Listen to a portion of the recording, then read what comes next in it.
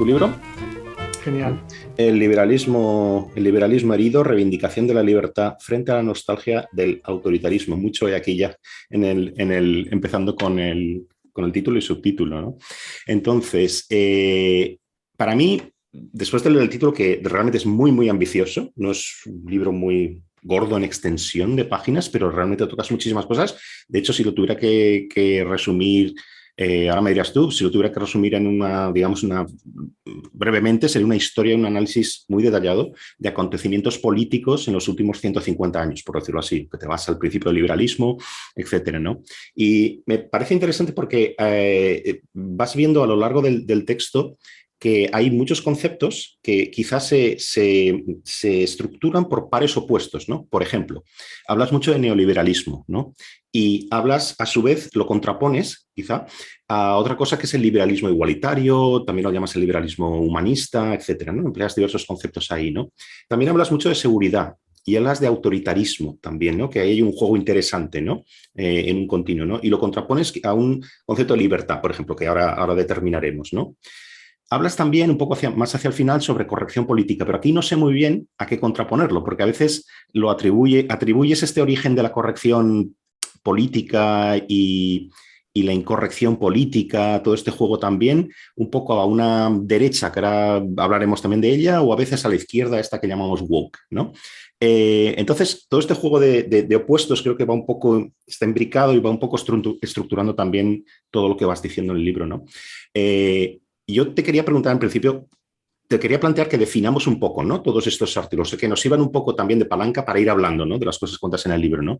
Por ejemplo, ¿qué es neoliberalismo, ¿no? Yo muchas veces, a mí me costaba mucho con mis alumnos utilizar la palabra neoliberalismo, que se utiliza muchísimo, ¿no? Porque yo siempre les decía que no sabía muy bien qué es esto del liberalismo, ¿no? O sea, que si hablamos del liberalismo clásico, yo sé de quiénes estamos hablando, qué tipo de ideas, etcétera. Liberalismo moderno, lo mismo, ¿no? Quiero decir, la transición o digamos la adaptación del liberalismo clásico pasado por el estado de bienestar y Rawls, etcétera, etcétera, ¿no? Eso sé de lo que estamos hablando, pero el neoliberalismo siempre me parecía como un insulto, algo malo, ¿no? Que lanzamos a aquello que no nos gusta, ¿no? Tú lo hablas, por ejemplo, en el libro de egoísmo individual asociado al neoliberalismo, búsqueda desenfrenada del bienestar material, egoísmo economicista, atomización individualista. Estoy sacando un poco así al azar, ¿no? Conceptos que parece que van asociados a esto. Para ti, ¿qué es el neoliberalismo y qué relevancia tiene? Bueno, pregunta muy grande, ya lo sé. Y no, la pregunta ya implica casi una tesis doctoral, ¿no? Sí. Vamos a ver, para mí el pensamiento neoliberal, y voy a hacer un esfuerzo extraordinario de concreción a lo largo de toda la entrevista para tratar de que la podamos alargar en el cuestionario, que seguro que tendrás varias cuestiones que hacer. Y yo tengo una tendencia natural a enredarme en los conceptos y a hacer auténticas tesis doctorales a veces cuando me explayo en los temas, ¿no? Vamos a ver, para mí el neoliberalismo es básicamente una amputación del pensamiento liberal. Supone ideologizar los aspectos económicos que hay en el pensamiento liberal, identificar al sujeto, al individuo sobre el que habla el pensamiento liberal y que en su formato clásico, conectado al justnaturalismo, es la persona, vincularla a una idea económica, a un sujeto económico, a entender que las dimensiones que tienen interés para el pensamiento neoliberal son las dimensiones económicas, porque el ser humano, cuando actúa en el mundo y en su relación con los demás, es un agente económico. La primera necesidad es la dialéctica que le plantea la urgencia de sobrevivir en términos materiales, en términos económicos. Y eso está condicionando todo el discurso del pensamiento neoliberal, porque lo que busca es cómo desarrollar y transformar esa necesidad en una libertad y convertirla, a partir de la idea de libertad, en algo virtuoso y que desemboca finalmente en un análisis eficiente en términos de rentabilidad de esa virtud, materializándola.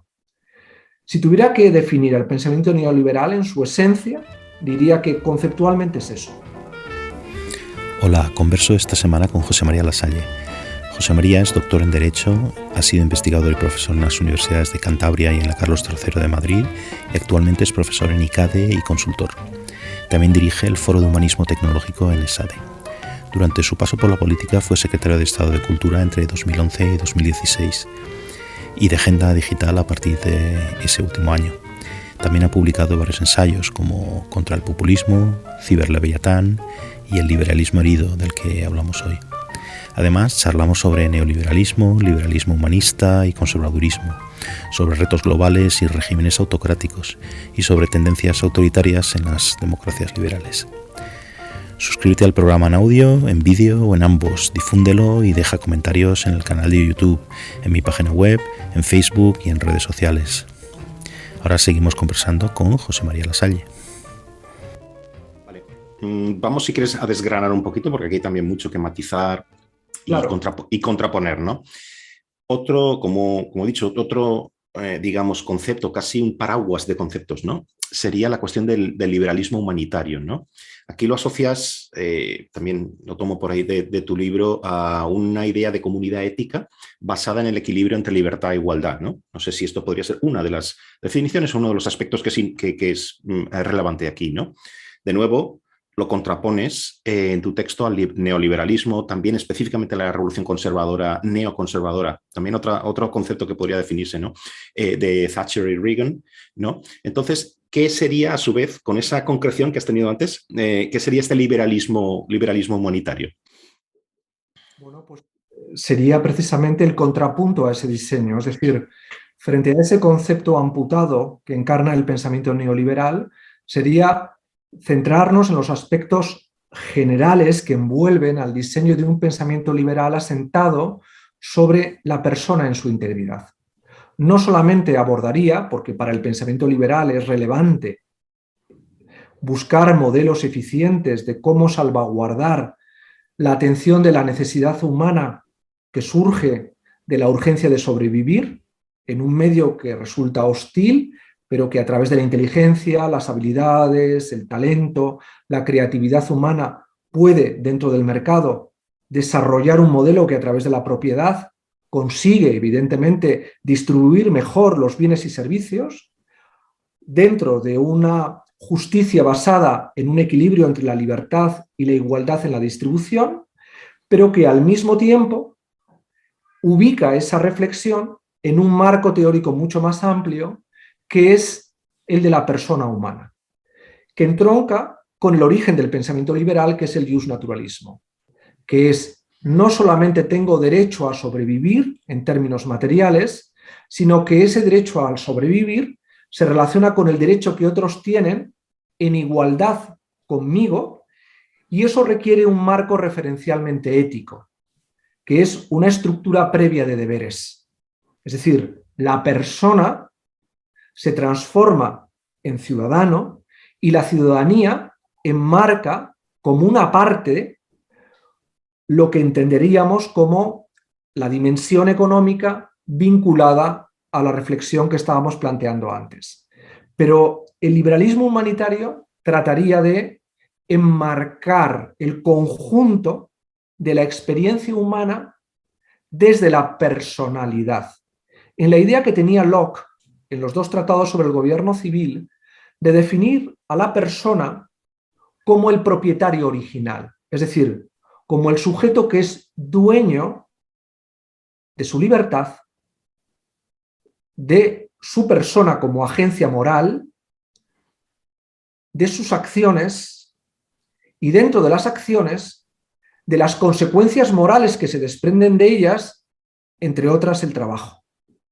Para poder integrar toda esa idea, hay que aproximarnos al concepto desde lo que trato de definir como el liberalismo humanitario, que en el fondo es una conceptualización distinta a lo que el justnaturalismo proyecta en su reflexión original sobre la idea de la personalización que sobre la acción humana genera el pensamiento de John Locke, que para mí es el origen del pensamiento liberal.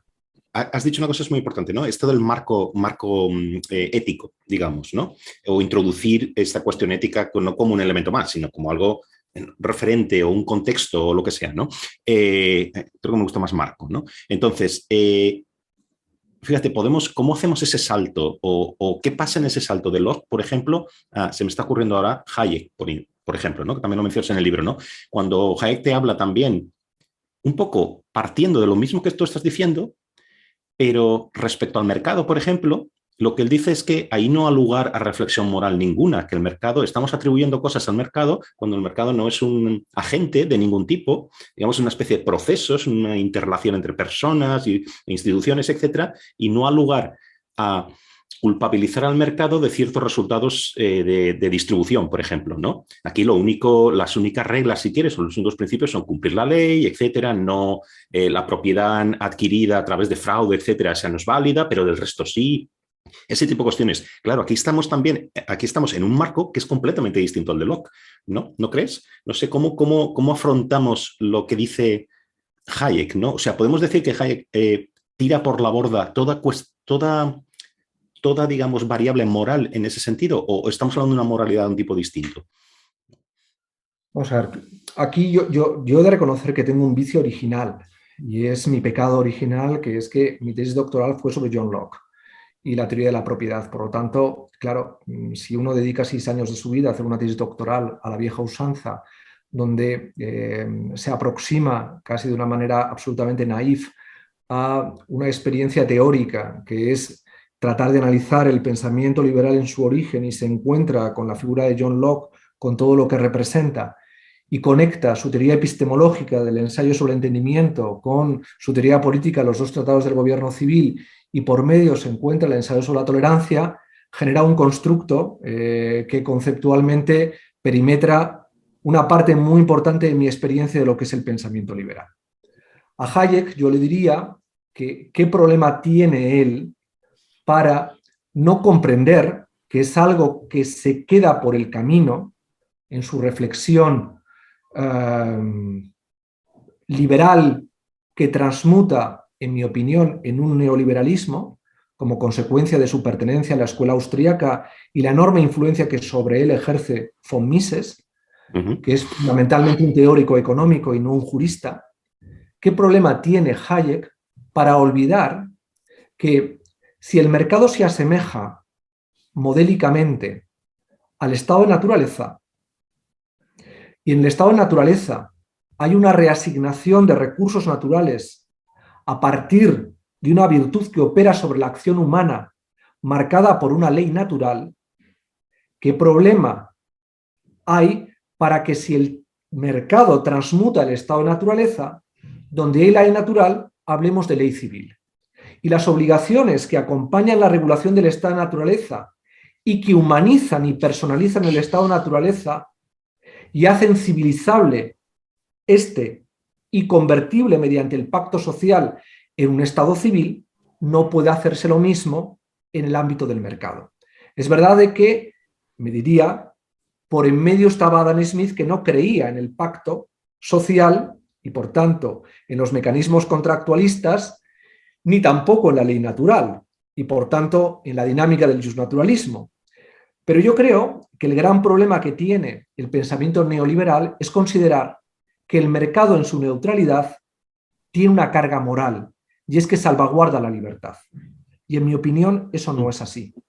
Creo que para que el mercado salvaguarde la libertad tiene que ser un mercado regulado, donde lo que era la ley natural debe convertirse en una ley civil. Y no solo basta proteger la propiedad, respetar el valor de los contratos y preservar la evitación del fraude o el dolo en las relaciones contractuales.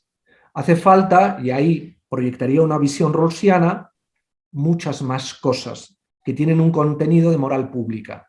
¿Para qué? Para evitar que la desigualdad, que es una preocupación para el pensamiento liberal en su origen justnaturalista, no cuestione los efectos morales que tiene la libertad, cuando ésta es responsable y de la cual uno tiene que responder en términos morales. En el ámbito justnaturalista, ante Dios.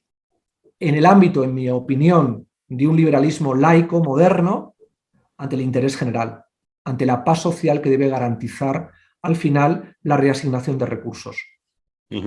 Interesante esto del interés general, porque ahí ya nos vamos a una cosa rusoniana, ¿no? Pero bueno, para no irnos por ese camino todavía, ¿vale?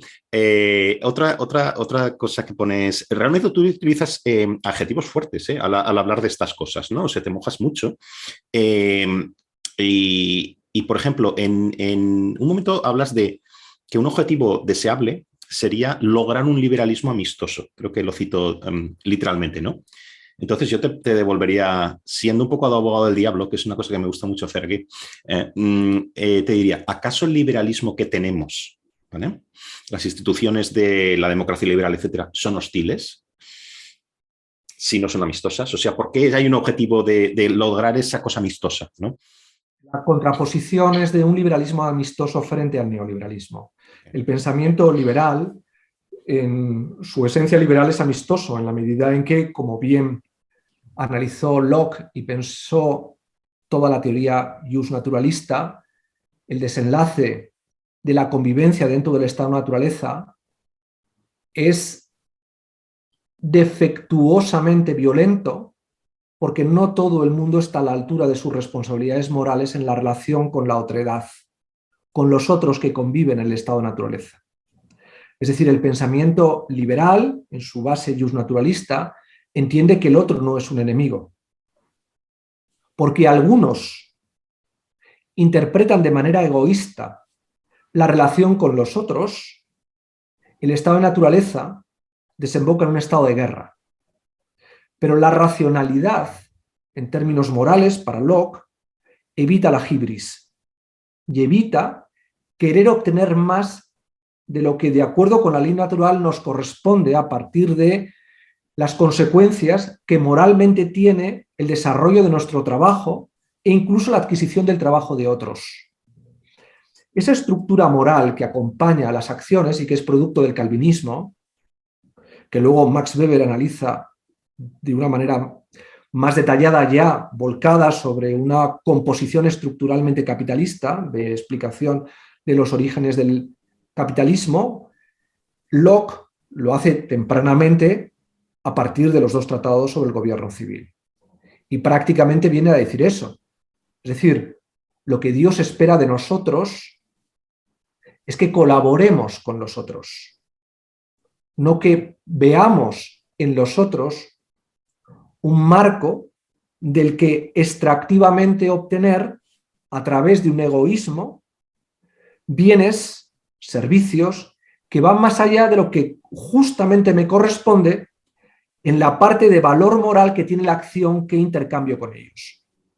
Por eso, para Locke, siempre la propiedad era un derecho natural, porque realmente tenía un fundamento moral, que atribuía a cada uno lo que le correspondía, dentro del marco de esa ley natural que perimetraba correctamente dónde alcanzaba el valor que realmente generaba el intercambio. Incluso la aparición de la moneda, porque para Locke la aparición de la moneda, a diferencia de Adam Smith, que tiene un valor puramente civilizatorio, en Locke tiene un valor moral, porque el intercambio es una manera de encontrar una forma que objetivamente defina la correspondencia entre el valor que yo aporto a otro que no tiene y el que él me aporta a mí que yo no tengo. Eso es lo que el neoliberalismo, en mi opinión, como producto de la escuela austríaca, erradica porque interpreta en una clave ideológica que ya no es propia del siglo XVII, XVIII, de la Ilustración temprana y de la Ilustración tardía. Es ya un producto de una modernidad avanzada en tensión con el marxismo y aceptando que las reglas de juego son las reglas de competencia económica a la hora de interpretar la estructura del mundo como una estructura económica. Y eso es lo que a veces los neoliberales no entienden, que están siendo profundamente marxistas en su análisis, porque entienden que la estructura del mundo es económica. Y eso un liberal no lo aceptará nunca, porque la eficiencia del modelo civilizatorio no está en la eficiencia económica, está en la eficiencia de los valores. Y eso es lo que Hayek pierde por el camino en su relación con la escuela austríaca, porque en su origen, en su cultura jurídica, no está eso. Y hay momentos en los que cuando reflexiona sobre la Constitución, sobre la libertad, sobre el Hayek más jurídico, surge esa herencia normativa que está en la tradición austríaca, no de la escuela austríaca, sino jurídica austríaca, de la que él proviene. Y que va desapareciendo en contacto con las tensiones a la que luego le aboca el modelo de la Guerra Fría y de todo lo que esta representa. Y particularmente a partir del momento que se instala en Chicago y convierte todo su análisis en un análisis donde trata de modelizar de una manera teórica los aspectos más economicistas que tiene el diseño que toma de Mises. A mí el Hayek que habla de la ley, constitución y libertad, creo que es todos los tomos que dedica a las constituciones, a la organización política, digamos, es un Hayek para mí no muy liberal, un Hayek para mí muy conservador. Cuando habla de quiénes pueden decidir en política, etcétera, pues la gente más mayor, etcétera, ¿no? Cuando habla también del valor de ciertas instituciones como, por ejemplo, el derecho crea libertad, el derecho, que eso no lo vas a encontrar ya no en Mises, sino en Murray Rothbard, por ejemplo, ese sería anatema, ¿no? Entonces, no, por no hablar de otro autor, claro, también importante, lo citas, Robert Nozick, que no tiene que ver con la escuela austriaca, que ya está en otro universo, ¿no? Entonces, pero ese Hayek sí es el que acepta las leyes, cree que la ley construye la libertad también, ¿no?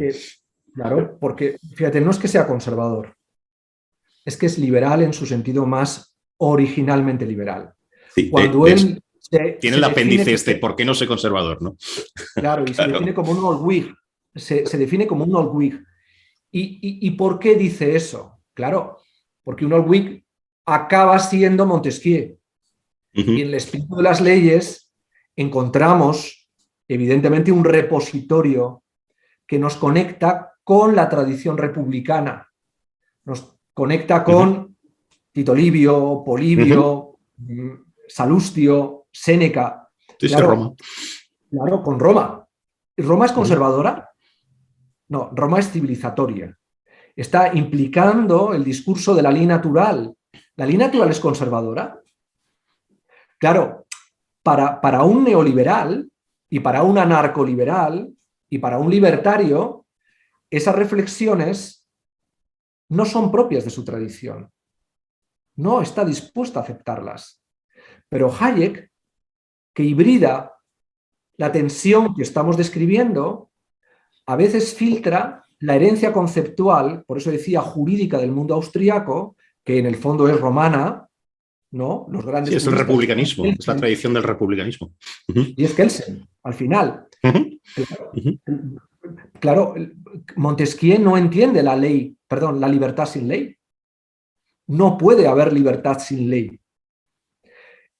Lo mismo dice Locke, en los dos tratados sobre el gobierno civil. No puede haber libertad sin ley. Por tanto, claro, yo reivindico ese liberalismo. Para mí ese es el liberalismo original, porque tiene un profundo componente republicano. Por eso mantengo esa contraposición y esa tensión dialéctica con el pensamiento neoliberal, porque ellos mismos han reivindicado la idea de neoliberalismo y, por tanto, la inserción en el concepto de un reset. ¿Qué es lo que está reseteando? ¿Qué es lo que está negando? ¿Qué tradición le resulta incómoda al pensamiento neoliberal? Yo tengo claro lo que resulta cómodo. ¿Pero qué le resulta incómodo? Para mí es esta tradición. Y Hayek, de vez en cuando, que está en ese espacio de hibridación, no puede olvidar cuáles son sus orígenes. Y por ser más provocador, entre comillas, sabe que tiene razón de que algo está traicionando. A la hora de concretar en, digamos, todo este marco teórico en políticas públicas, etcétera, que esto es una cosa muy ad hoc, porque en cada país es distinto, con cada cultura política, las instituciones son diversas, bla, bla, bla. Vale, pero ¿qué diferenciaría al final? Es una duda que tengo, al llegar al final de tu libro, ¿qué diferenciaría el liberalismo igualitario que tú estás propugnando de la socialdemocracia, por ejemplo? ¿Hay alguna diferencia? Es decir, las conexiones están claras, pero por aquello del consenso de posguerra, etcétera, todo este tipo de cosas, ¿no? Pero a la hora, si tuvieras que decir hoy, este liberalismo igualitario es se encarnaría más en los programas de los partidos liberales, por ejemplo, o los partidos de centro-derecha, o lo que quieras, o la socialdemocracia. Ahí es donde no lo tengo yo muy claro. Bueno, yo es que ya creo que las categorías derecha, izquierda, libertad, igualdad, propiedad, justicia social, en mi opinión, ya están absolutamente periclitadas. Ya hemos pasado de la tragedia a la farsa, ¿no? Pues siguiendo el análisis de Marx en el 18 de Brumario. O sea, ya conceptualmente se sostienen con alfileres. Creo que los ejes de conflicto político son de otra naturaleza, ¿no? Y mi preocupación como liberal es cómo salvaguardar la esencia de los contenidos de ese pensamiento liberal, humanista, en el contexto del conflicto político contemporáneo o coetáneo, ¿no?, en el que nos movemos. Pero volviendo a tu pregunta, claro, el pensamiento liberal se democratiza en la medida en que va incorporando un activo teórico, que es la igualdad, que durante sus fases iniciales estaba subordinada a la libertad. Pero la raíz moral del pensamiento liberal es la libertad. ¿De acuerdo? Y ese es un marco reflexivo esencial para entender la diferencia con el pensamiento socialdemócrata. ¿Por qué? Porque la socialdemocracia, en la medida en que es herencia de una ilustración que evoluciona hacia lo que el socialismo supondrá de herencia de la Ilustración y de la modernidad política,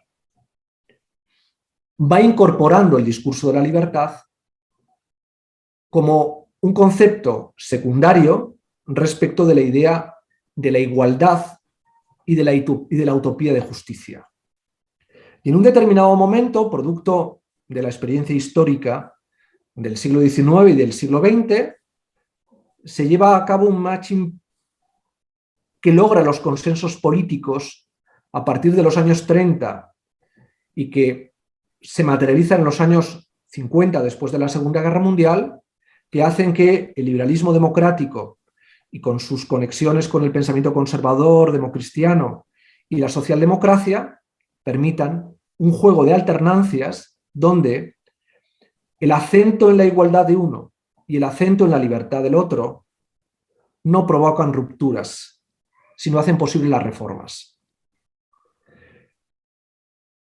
Respondiendo finalmente a tu pregunta, ¿dónde está la diferencia? Es que en el Big Bang del pensamiento liberal está la libertad. Y la igualdad es un concepto que acompaña a la libertad, pero que no es el elemento esencial. Y con respecto a la socialdemocracia, el factor es distinto. El elemento original es la igualdad, con la libertad secuencialmente en un segundo plano, pero en la evolución de una convergencia, producto de los consensos que logra ese equilibrio que trato de describir en la relación entre Tocqueville, Stuart Mill, y la reflexión que ambos plantean sobre la libertad y la igualdad, van generando los espacios y el perímetro para que el juego entre la libertad y la igualdad no sea rupturista, sino reformista. Y yo ahí me encuentro cómodo. Y creo que las sociedades democráticas se han encontrado cómodas mientras siguieron fluctuando en un mundo marcado por la modernidad. En mi opinión es que todo ese tablero ha cambiado. Y ya lo que estamos viviendo no admite esos equilibrios. Y ahí es donde se están produciendo una serie de déficits sistémicos respecto de los cuales el pensamiento liberal tiene un problema metodológico y operativo muy grande, porque pensó la modernidad, pero tiene un problema para gestionar los efectos de la posmodernidad. Y ahí es donde su capacidad para pensar la acción está provocando en gran medida pues el desconcierto, la debilidad, el fracaso que a todas luces en estos momentos pone en escena, ¿no? Esto nos daría también para otra conversación, aparte un spin-off aquí, porque la verdad es que encima tienes todos estos actores, digamos, por una parte, yo creo que esto es interesante teóricamente, pero es que ya las posiciones están cambiando tan rápidamente que hace casi digamos, un debate que incluso en lo práctico también tendría sentido hace, no sé, 5 años, ahora mismo está dejando de tener sentido porque los actores se están moviendo también. Y para mí no es tanto que los liberales se están moviendo, digamos, de su posicionamiento teórico, si quieres, programático, sí que la izquierda está virando hacia otra cosa. O sea, para mí, yo hablo de socialdemocracia, a veces no sé si estoy hablando de una reliquia de museo, porque yo creo que si miras a la socialdemocracia realmente existente, donde esté, digamos, donde tenga un cierto poder, poder delegar al gobierno, representativo, etcétera, está convirtiéndose en otra cosa, ¿no? Entonces, es un poco un debate para mí que todavía no lo ubico porque es como se dice en inglés, los moving goalposts, ¿no? Se está moviendo, ¿no? La portería y no sabes muy bien dónde disparar el balón, ¿no? Pero por eso es muy importante en estos contextos la genealogía. Porque, como bien veía Nietzsche a la hora de reflexionar sobre la genealogía de la moral, es muy importante llevar a cabo casi una labor filológica, que es una de las que es en el fondo el empeño que yo trato de hacer en el libro, ¿no? Es llevar a cabo un proyecto genealógico de dónde está, en mi opinión, el hilo conductor del pensamiento liberal. ¿Para qué? Para, llegados al escenario de confusión, de movilidad, de cambio incluso de transmutación, en el sentido más transvalorativo, nietzscheanamente hablando, del momento que estamos viviendo, seguir teniendo un hilo conductor que me permita al menos desplegar una perspectiva. Sí, y esto la es algo brújula. que no se hace. En la idea de que al final yo como liberal lo que quiero preservar es lo que tengo claro, que es la libertad. Pero sé que para que la libertad sea posible necesita ir en compañía de otras cosas. Y todo ese cajón, desastre entre comillas, tengo que transportarlo conmigo al mundo presente si quiero de alguna manera preservar algo que me parece que es fundamental en estos momentos, y con ello no quiero entrar en una reflexión conservadora.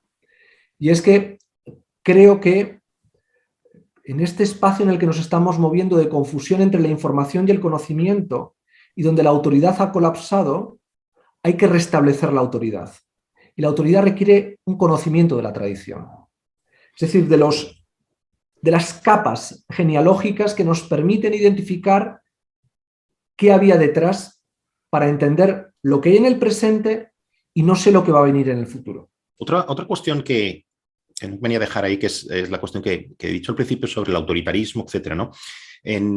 También en tu libro dices que el liberalismo ha sido superado por dinámicas globales para las que no tenía respuesta. Creo que te estoy citando literalmente, ¿no? Entonces yo estoy pensando, vamos a ver, ¿quién tiene respuesta para esas dinámicas globales, ¿no? ¿Podrías pensar que el autoritarismo, no sé, del régimen de Putin o de Xi en China no tiene ese tipo de problemas, ¿no? Es decir, ofrece unas respuestas, pero si lo piensas, le das otra vuelta también. ¿Es realmente este tipo de regímenes que se llama democracia liberal? Bueno, en el caso de China ni siquiera sería eso, pero vamos, estos regímenes iliberales que parece que sí tienen respuestas para las cuales las viejas democracias liberales están agotadas y ya no saben qué ofrecer, ¿no? Y por eso todos los problemas de populismo, etcétera, ¿no? Pues ya han encontrado, digamos, una vía para pasar por encima, ¿no? Como un bulldozer, ¿no? Pero yo creo que realmente no están realmente dando respuesta a este tipo de retos globales, dinámicas globales, ¿no? O sea, no son modelos que casi por ponernos en un tipo de análisis de Fukuyama o algo así, a largo plazo vayan a ser modelos atractivos cuando tú tienes ciudadanos que pueden elegir, ¿no? Entonces, que pudieran elegir libremente, casi si quieres en un plano teórico, ¿no? Entonces, estos modelos autoritarios realmente no son solución de nada. Por no hablar tampoco que se llevan por delante la libertad, ¿no? Entonces, ¿cómo lo ves tú en esta tensión de contraponiéndonos contraponiendo a lo que ofrecen las democracias liberales, ¿no? Estos regímenes iliberales? Podría ser la Hungría de Orbán también, o sea, quiere decir que, por no ir a los tópicos, ¿no? Vamos a ver. Claro, esto Planteo una reflexión de largo plazo, ¿no? Y de largo tiempo. Lo que estamos viviendo es el fracaso de un pensamiento liberal que se ha encontrado con el naufragio de la modernidad política en la que creía. Es decir, la idea hegeliana del fin de la historia es una metáfora de lo que el pensamiento liberal y la Ilustración construyeron alrededor de la idea de la modernidad política como una materialización del progreso. El pensamiento liberal no puede entenderse sin la idea del progreso y la universalización del progreso. Y por tanto, el diseño kantiano de una ciudadanía que permitiera, mediante las herramientas de la modernidad, dar a cualquier ser humano la capacidad de ser mayor de edad, se ha encontrado con un obstáculo que es el naufragio de la modernidad a partir del momento en el que nos hemos asomado al abismo de un mundo que a través de la revolución tecnológica, y esto hace que entremos en un escenario oceánicamente inabarcable en estos momentos, transforma completamente todos los ejes de la conversación que estamos manteniendo y que nos da de bruces con un problema.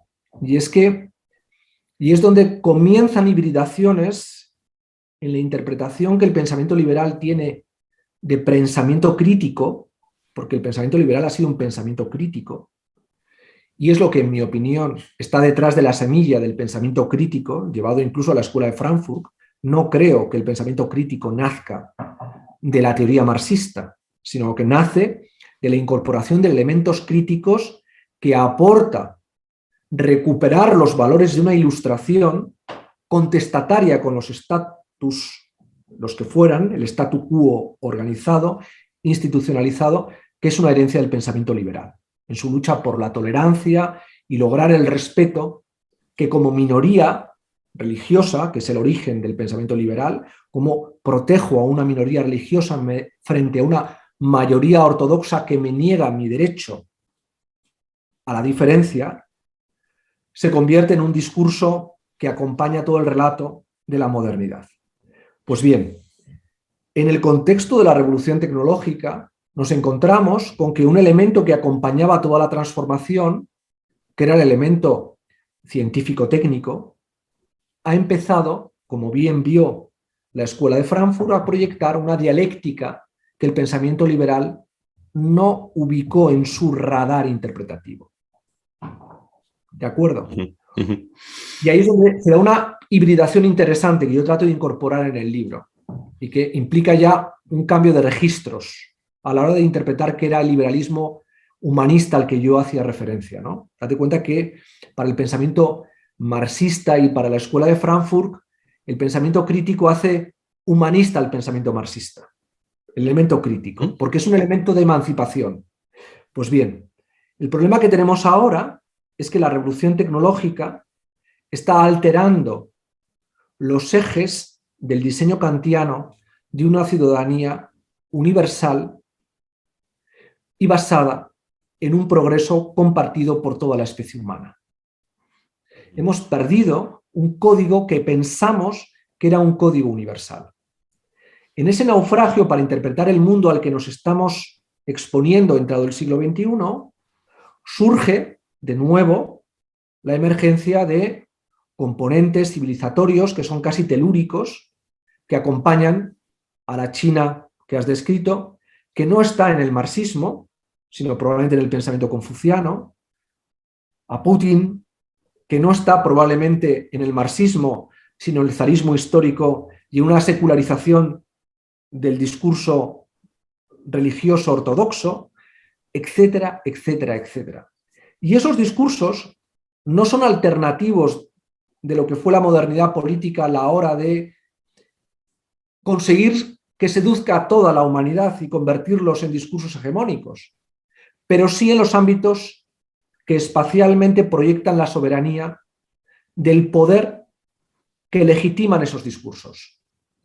Y eso está operando en Rusia, opera en China, pero como tú has dicho, opera en Hungría y está operando Turquía en Estados Unidos a partir del discurso de Trump y lo que implica de una, como digo yo, secularización, casi me atrevería a decir, del histórico supremacismo calvinista que heredan de los padres fundadores. Hay toda una serie de elementos míticos, simbólicos, frente a los que el pensamiento liberal se encuentra, ¿cómo diría yo?, herido, por utilizar el concepto de mi libro, porque no pensaba que el pensamiento mágico simbólico, entrado el siglo XXI, iba a irrumpir como una especie de Moby Dick de las profundidades del inconsciente colectivo, hacerse presente y convertirse realmente en un factor de desestabilización incluso en los territorios que había colonizado culturalmente, como era Europa, Estados Unidos, América Latina. Y esto es lo que realmente está tensionando el discurso. Y en ello tiene, en mi opinión, y ya digo que entramos en un escenario oceánico y parece que la metáfora de Moby Dick acompaña lo que estamos diciendo, la revolución digital y el poder que tiene la técnica como potestas, no neutra, potestas, al factar, y volvemos al discurso republicano clásico, la auctoritas está descontrolada. Y ahí es donde el pensamiento liberal está siendo zarandeado, pero por todas partes. Ahora iremos a esto porque es una cuestión que me interesa mucho también, la cuestión de cómo cambia esta, digamos, esta dimensión digital, técnica, etcétera, todo lo que estamos diciendo, ¿no?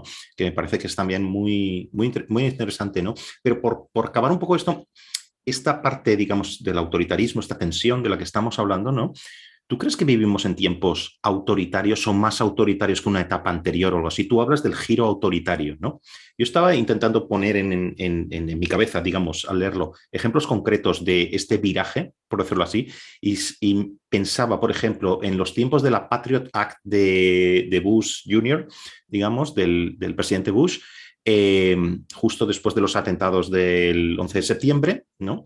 Y también estaba pensando en otro ejemplo que era el de la Francia, digamos, posterior a esta avalancha de atentados que ha habido, bueno, sigue ocurriendo, ¿no? De atentados islamistas, ¿no? Cuando el presidente anterior, ahí se me va ahora el nombre, pero bueno, del Partido Socialista, entonces sacó aquello de que luego ha salido periódicamente otra vez, pero fue derrotado en el Parlamento, en la Asamblea, digamos, aquello de, no sé si recordarás, de quitarle la nacionalidad francesa a aquellos condenados por terrorismo que tuvieran otra nacionalidad, porque según las leyes, digamos, internacionales, tú no puedes dejar a alguien apátrida, ¿no? Pero bueno, la cuestión era cuál es el máximo castigo que le puedes imponer a alguien por un acto de terrorismo, matanzas, etcétera, pues que deje de ser ciudadano francés, ¿no? Fuera. Y entonces, claro, lo puedes expulsar donde sea, ¿no? Que tenga la otra nacionalidad.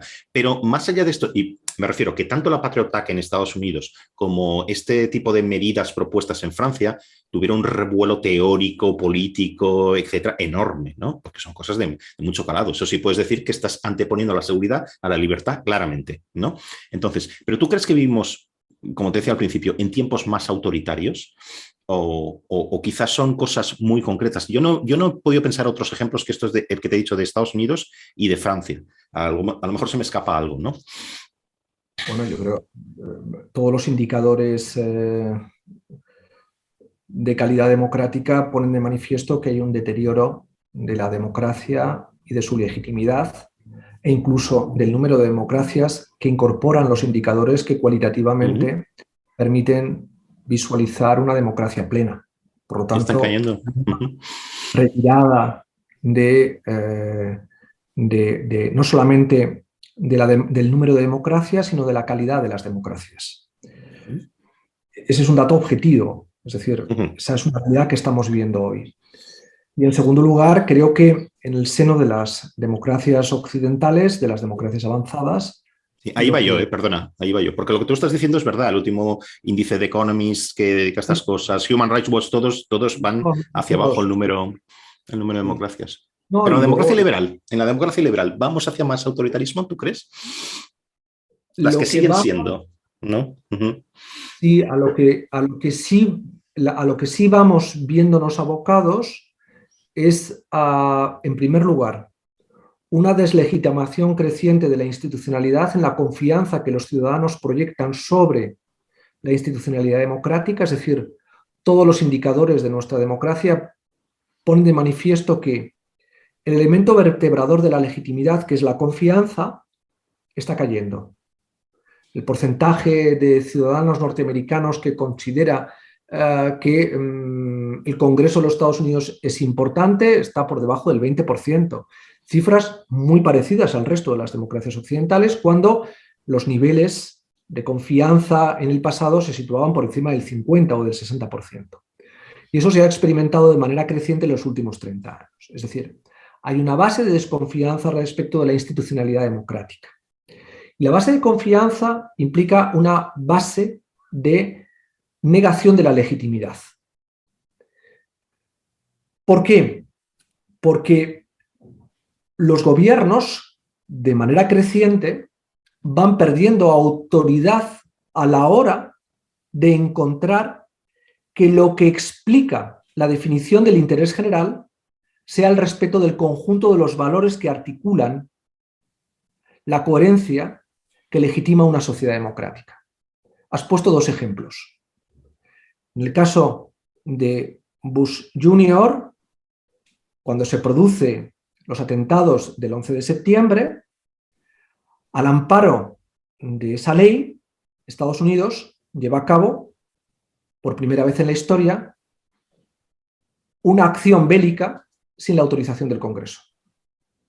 Es decir, se salta uno de los elementos que era básico en cómo interpretaba la democracia, que debía ejercerse la acción más soberana que tiene un país, que es hacer la guerra a otro.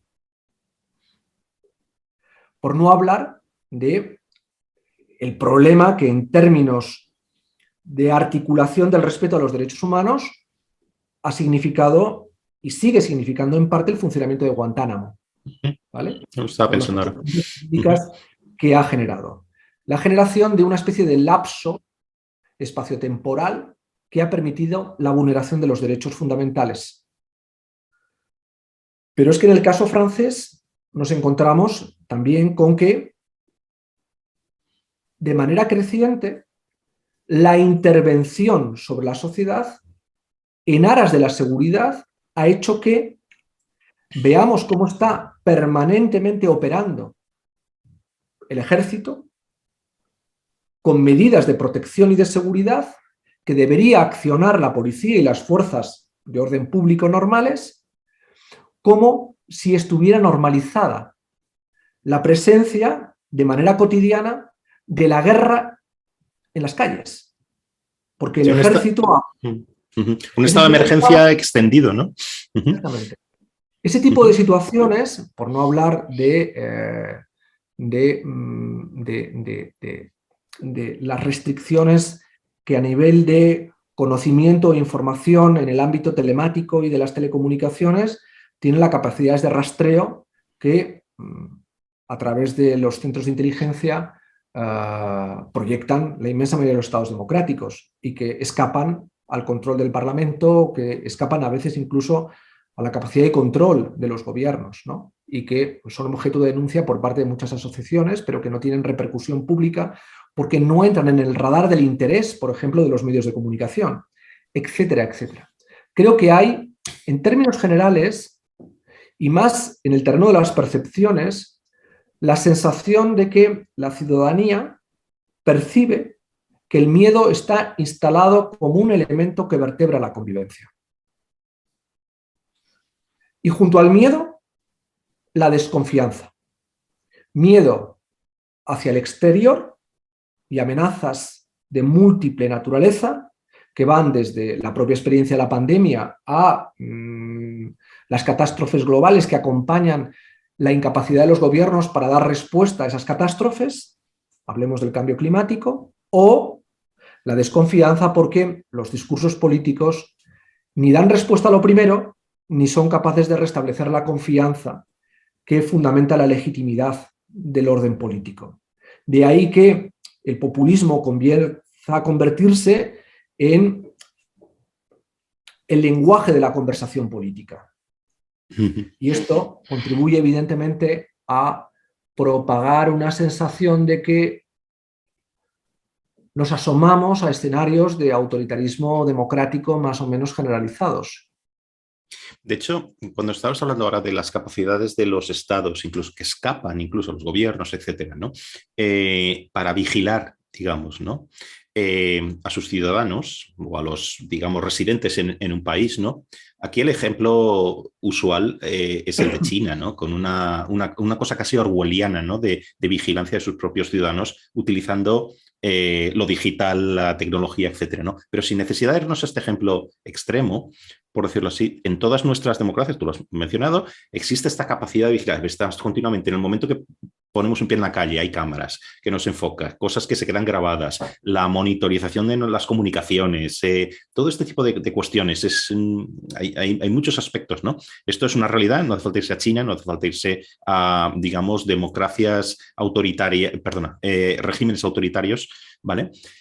Pero yo pienso que si el gran público, por decirlo así, ¿no? O sea, los ciudadanos en su mayoría conocieran este tipo de cuestiones que operan sobre ellos, sobre su vida diaria, digamos, sobre sus interacciones diarias, a mí no me extrañaría que hubiese una mayoría que le pareciera bien este tipo de cosas, ¿no? Porque en el fondo nos protegen de los atentados, permiten recuperar, decir, cuántos casos policiales se resuelven cada minuto, digamos, porque hay una cámara instalada en una esquina, este tipo de cosas, ¿no? No sería muy difícil vender la idea de que esto es bueno para nosotros y habría una mayoría de gente, no te hablo de gente, incluso gente ilustrada que diría, hombre, hay un trade-off aquí, si tengo que estar expuesto a que me maten por la calle o no sé qué, yo prefiero esta seguridad a costa de una parte de mi libertad, ¿no?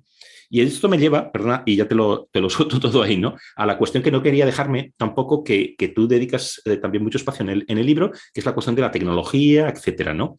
Entonces, ¿existe, tú crees, este trade-off en las democracias liberales, no estoy hablando de los regímenes autoritarios, entre la seguridad y la libertad, si tenemos en cuenta todo lo que estamos hablando, ¿no? Los algoritmos, la vigilancia, todas las cuestiones digitales, etcétera, ¿no? ¿Cómo resolvemos esto? Porque a lo mejor hay una cosa aquí casi estructural. Como tú estás diciendo, esto nos lleva a otra dimensión, ¿no? Quiero decir, todos los desarrollos y los acontecimientos tecnológicos, digamos, la automatización, la inteligencia artificial, todo ese tipo de cosas, a lo mejor no hay ningún organismo, ninguna institución, ni nacional ni internacional, que pueda regular o gestionar, digamos, o ponerle un marco a esto, ¿no? Quiero decir, que ya parece una cosa que camina sola, ¿no?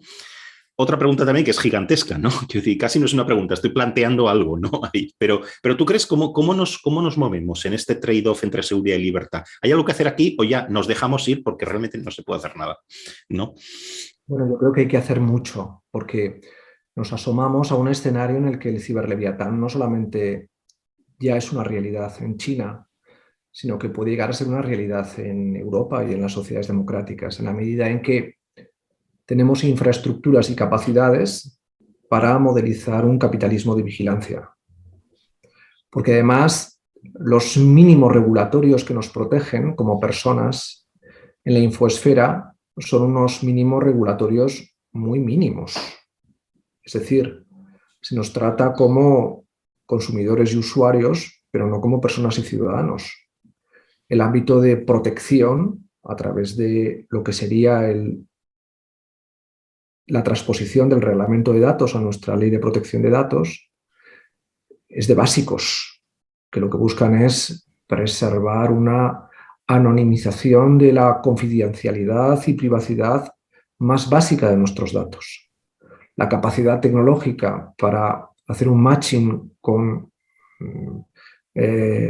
valores adicionales o datos adicionales permite perfectamente saber quién está detrás de una huella digital y conocer ya qué se esconde detrás de los datos que deja de nuestra huella digital, incluso a nivel inconsciente. Y el avance, además, en el ámbito del conocimiento de la información neuronal, después del proyecto BRAIN, y todo el debate que está generando el ámbito de los neuroderechos, nos asoman a una realidad todavía mucho más inquietante, que es el de los algoritmos biométricos y el hecho de que en algún momento las máquinas ya no solamente van a hacer que nuestra libertad sea una realidad asistida, sino que es que van a sustituir nuestra libertad porque van a hacernos más eficientemente lo que ya somos cada uno de nosotros, con lo cual van a negarnos la capacidad ya de equivocarnos y, por tanto, fundamentar nuestro error en una base epistemológica que, como bien vio Popper, es la del ensayo-error. Por tanto, el reto que tenemos por delante es abismático, inquietante, porque hasta el momento no hay una concienciación social de que esto es así. Hay una preocupación en algunos sectores, pero el miedo que proyecta el mundo y la convicción de que la tecnología nos puede salvar es, volviendo a esta reflexión mágica, simbólica en la que vivimos atrapados, un poderoso actor a la hora de favorecer en muchos la idea de que bienvenida sea la tecnología para darnos seguridad. Porque si yo no tengo nada que esconder, nada tengo que temer. Y además, cuando se normaliza que en la infoesfera no hay ese elemento básico del pensamiento liberal y de la tradición jurídica que construye a través de la democracia del espacio público y el espacio privado, y de todo lo que articula la privacidad, porque en la pantalla desaparece ese perímetro que separaba lo público de lo privado y todos somos absolutamente parte de un gran panóptico, pues entonces el escenario de un ciberleviatán, que fue la reflexión que planteé en mi anterior libro, es de alguna manera pues una realidad posible. Es verdad que en Europa estamos haciendo cosas. Del año 2019 para acá se ha producido una aceleración de acontecimientos a nivel legislativo, normativo y de concienciación política en el seno de la Comisión Europea, que ha hecho comprender que Europa puede desempeñar el papel de actor global que defienda un marco de seguridad jurídica y derechos digitales que permita sentar las bases no de un ciberleviatán, sino de una ciberdemocracia. Porque es verdad que la infoesfera es global, pero la operatividad de la infoesfera necesita de las redes locales, es decir, de las infraestructuras que territorialmente desarrollan los estados. Y esas infraestructuras, desde la fibra a la estructura satelital o el 5G, tienen un soporte físico, analógico, que opera dentro de la soberanía de un Estado. Y ahí hay una capacidad para incidir en que la regulación normativa tenga un trasfondo que garantice marcos de seguridad jurídica y de respeto a los derechos digitales, pero hay que crear los marcos, o mejor dicho, profundizar los marcos que ya existen y desarrollar los conceptos que empiezan a elaborarse en el ámbito de los derechos digitales. Y Europa ha comprendido que esta es una responsabilidad para los próximos años. Ahora hay un debate interesantísimo alrededor precisamente del proyecto de reglamento de inteligencia artificial que ha elaborado la Comisión y que está en el Parlamento Europeo, que está de alguna manera reflexionando sobre la idea de si la masa de información que tenemos que estar gestionando en el seno de las sociedades democráticas europeas es un tsunami como el que todos sabemos que tenemos entre manos, y la inteligencia humana no tiene capacidad para operar sobre esa información y tenemos que desarrollar una inteligencia artificial. Esa inteligencia artificial debe tener unos sesgos, una arquitectura que no haga perder la centralidad humana. Y la identificación en esa centralidad humana de lo que hemos considerado durante siglos la dignidad personal y la autenticidad del humano. Eso implica, evidentemente, sentar las bases para poder articular una ciberdemocracia. La cuestión es si Europa llegará a buen término en el tiempo que hay en lo que yo he analizado como una transición crítica marcada por la lucha por la hegemonía global entre Estados Unidos y China, y que ha percibido claramente que Europa es un campo de batalla por los activos que en el ámbito de la inteligencia artificial tiene. Y ese puede ser un obstáculo muy grande para la supervivencia de este proyecto. Sí. Fíjate que tú ahora mismo estás diciendo poner lo humano en el centro otra vez, ¿no? Hemos vuelto un poco al principio, ¿no? De lo que estabas diciendo, ¿no? Este marco ético, ¿no? O sea que es interesante ver estos paralelismos, ¿no? En todas partes. Otra cosa un pensamiento me sugiere lo que estás diciendo es que a veces esta lucha, digamos, o este combate de Europa, de la Comisión Europea, por establecer, digamos, por ser un actor global, no solo regional en Europa, que determine cómo se deben regular estas cosas a nivel global, viene a veces un poco como la fábula esta, el cuento de Sisifo, ¿no? Empujando la roca hacia arriba y luego el día siguiente lo mismo, ¿no? Porque vuelve a rodar hacia abajo, ¿no? Porque si tú ves los combates que tiene la Comisión para establecer, digamos, en cuestión de privacidad, etcétera, ante las grandes empresas de Silicon Valley, por ejemplo, a veces me parece que es así, es como una vuelta a empezar continuamente, ¿no?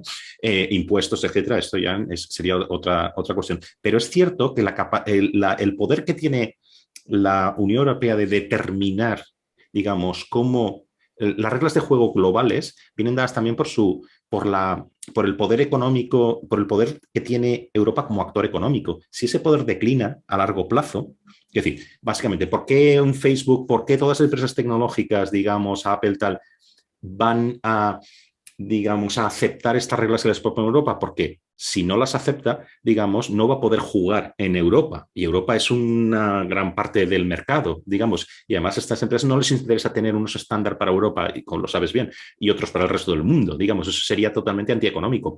Esa es la potencia que tiene la Comisión Europea de regulación.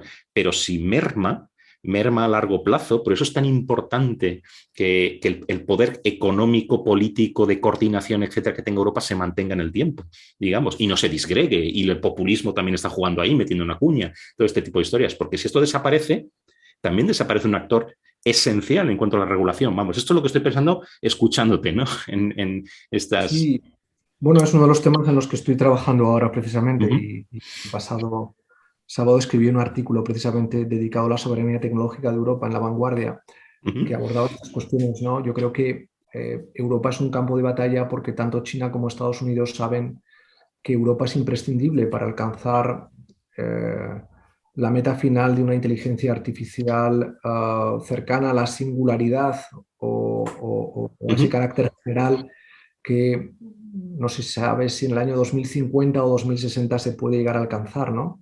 Pero que requiere activos... Algunos dudan que se pueda alcanzar alguna vez esa singularidad, ¿no? Bueno, sí, también desde un punto de vista antropológico, si analizamos el cerebro humano cuando era es otro debate, pero es que a mí me interesa mucho esto también, ya lo sé. Pero bueno, yo creo que es una posibilidad. En cualquier caso, podemos acercarnos mucho. Pero ¿por qué digo que Europa es imprescindible? Porque algunos, cuando analizan el modelo de inteligencia artificial, piensan que el éxito de la inteligencia artificial está subordinado al modelo de plataformas y, por tanto, al músculo financiero que tienen las plataformas a la hora de, a través de sus corporaciones, desarrollar nuevos contenidos o servicios tecnológicos. Y ahí nos enfrentamos evidentemente a un monopolio que opera sobre la acción inmediata del mercado en cuanto a contenidos y servicios digitales. Pero la inteligencia artificial es otra cosa, es una tecnología exponencial que lo que necesita es datos, algoritmos, capacidades de cálculo. Y las capacidades de cálculo requieren una masa crítica de conocimiento matemático. Y eso no lo da una corporación tecnológica. Lo da matemáticos, ingenieros. Y Europa lidera eso. Es decir, tenemos matemáticos, tenemos premios Nobel matemáticos, tenemos departamentos universitarios potentísimos, escuelas históricas que han sido capaces de transformar la matemática del siglo XIX al siglo XX. Se necesitan datos. Los datos más valiosos del planeta son los europeos, por su complejidad, por la calidad de los mismos, basada en el nivel de renta, el nivel educativo, la cultura de los que interactúan. Porque en la medida en que tenemos que desarrollar sesgos algorítmicos que van a operar en la generación de una inteligencia artificial a nivel global, necesitamos experimentar con datos que se acerquen a la complejidad. Y cuanta más complejidad, más valor tienen los datos. Y los datos europeos son los más valiosos del planeta, porque están además anticipando prospectivamente interacciones humanas. Y finalmente tenemos algo muy importante, que no solamente son esos datos, sino los datos que genera el Internet de las cosas aplicada a la industria 4.0, donde Europa tiene una ventaja competitiva porque ha tenido desarrollos empresariales con una atracción pública muy importante que han permitido que en este campo y en el ámbito de los datos que generan las máquinas también vayamos a la cabeza. Alinear todos esos activos dentro de una estrategia puede también contribuir a que Europa, aunque no lidere el músculo de las corporaciones tecnológicas que generan contenidos y servicios, sí pueda liderar el magma de los datos, el posible diseño de los algoritmos cada vez más sofisticados que requiere el cálculo con instituciones de cálculo que no tienen otros y que nosotros sí tenemos, y que nos da una ventaja competitiva que puede ayudar también a que Europa pueda ser un actor global. Por eso no es casual lo que está pasando y por eso no es casual que Europa esté siendo desestabilizada de esta manera, y con ello no quiero entrar en las dinámicas conspirativas, pero en la geopolítica que no es conspirativa. Esto ya no te quiero robar mucho más tiempo, llevamos un rato hablando, pero sí me gustaría acabar con algo. Mira, hemos hablado mucho de los giros autoritarios, desconfianza en la democracia liberal, desconfianza en la propia o sea, que descompuesta en desconfianza en las instituciones liberales y en la propia democracia. Después, en los problemas que tiene el liberalismo para adaptarse a los retos globales de ahora mismo, todo esto. A mí me gustaría acabar con algo un poco más positivo, ¿no? Tú, después de estudiar todo este periodo tan largo, digamos, ves, no sé, podrías elegir o hablar o señalar un par de cosas, si quieres, 2, 3 cosas, las que tú quieras, ¿no? Que son acontecimientos o desarrollos positivos, digamos, que no son, digamos, mira, tenemos todo esto de lo que hemos hablado, pero, como se dice en inglés, el silver lining, ¿no? El rayo de esperanza, digamos, iría por aquí, ¿no? ¿Qué podrías, ya sé también que es muy, muy amplia la pregunta, ¿no? Pero ¿podrías pensar en algo después del estudio que has hecho? Decir, mira, podemos agarrarnos a esto, podemos ser optimistas por esta otra cosa, ¿no? ¿Qué dirías aquí? Sí, en el expertise que tiene Europa para gestionar su poder de resiliencia histórica. Y Europa es el sustrato que ha permitido el desarrollo de un liberalismo humanitario y un humanismo con una visión que es capaz de proyectarse a nivel global como una experiencia que, como reconoce el propio Amartya Sen, genera marcos de diálogo con otras culturas. Europa ha sido capaz de sobrevivir a 2 guerras mundiales y a una guerra fría. Ha sido campo de batalla 3 veces, ha vivido la experiencia de los autoritarismos más terribles que en el siglo XX y en la historia probablemente ha experimentado el ser humano, el totalitarismo nazi y el comunismo soviético, y ha sido capaz de sobrevivir. Nos horroriza la Hungría de Orbán, pero a pesar de toda la trayectoria que históricamente tiene el nacionalismo húngaro, con todo lo que representa, Hungría no es una dictadura plena, porque hasta la democracia iliberal de Orbán sabe que ya no tiene capacidad para hegemonizar de manera absoluta, a diferencia de lo que sucedía en el siglo XX, sus relatos de homogeneización política. Es decir, Europa tiene una capacidad de resiliencia, ha generado una especie de toxicidad humanística, liberal, que hace que los discursos fuertes, verticalizados, autoritarios, ya no podrán ser puros y por lo tanto abocarnos en esa tensión a sufrir algo parecido a lo que vivimos en los años 30 y 40 del siglo 50, 60, por prolongarlo en el caso soviético del siglo XX, ¿no? Y ese yo creo que es un dato muy importante. Además, el liberalismo democrático, aplicado a la cultura de ese ordoliberalismo que ha permitido la construcción de la Europa de después de la Segunda Guerra Mundial, ha sido capaz de entender que aunque no había posibilidad de entendimiento de acuerdo con lo que se había vivido históricamente, había una tradición que resignificada podía construir lo que ahora es Europa.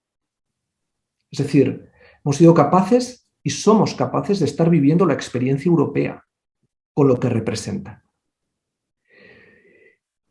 Y por tanto, creo que aunque las tensiones que estresan políticamente y que hieren al pensamiento liberal, en la esencia de todo lo que estamos aquí describiendo, ponen muy difíciles las cosas y nos llevan, como traslado en el libro, a que el liberalismo esté herido. Sin embargo, creo que el cuerpo del liberalismo, en mi opinión, y es una de las ideas que trato de introducir en la reflexión que planteo por esa conexión con lo que representa Europa y lo que representa el pensamiento de Spinoza, como una apuesta que me sirve para reflexionar sobre lo que luego describo como el humanismo tecnológico, nos permite confiablemente pensar que saldremos ganando del reto que tenemos por delante. Porque ya nuestro ADN, y más que nuestro ADN, nuestro sistema inmunológico, es capaz de resistir experiencias como las que estamos viviendo. Y venceremos desde un punto de vista intelectual y político finalmente. Pero hace falta que en esa transición restablezcamos cosas que por el camino no pueden perderse. De ahí mi obsesión por la autoridad, es decir, por restablecer modelos de jerarquía epistémica que salvaguarden la verdad. Es decir, hay que, y mi apelación a Spinoza es una apelación de alguna manera a redescubrir la herencia teórica de la civilización democrática y de la civilización occidental que está en nuestro pensamiento, en las raíces de nuestro pensamiento, que es el pensamiento aristotélico-platónico, casi me atrevería a decir, ¿no? Nosotros llevamos mucho tiempo pensando cómo nos relacionamos con la técnica. Tenemos que ser capaces de aprovechar esa experiencia.